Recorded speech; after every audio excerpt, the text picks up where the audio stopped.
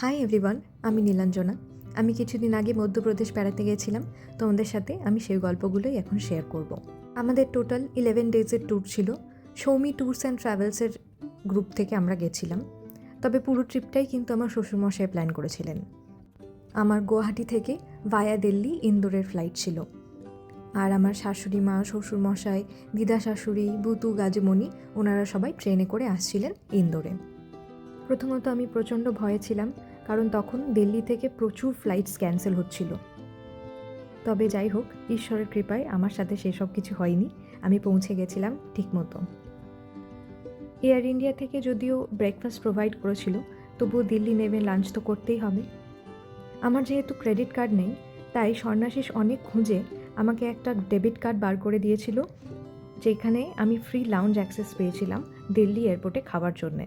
ও হ্যাঁ, আমার কার্ডটা ছিল বন্ধন ব্যাংকের আভনি কার্ড। আমার কাছে অনুভূতিগুলো একদমই নতুন।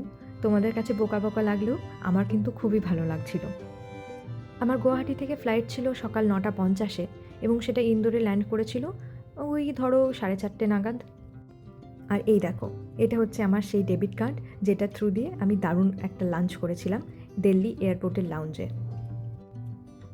আমি এবার প্রথমবার জ্যোতির্লিঙ্গ দর্শন করতে চলেছিলাম, তাই মনে মনে আমি ভীষণই এক্সাইটেড ছিলাম।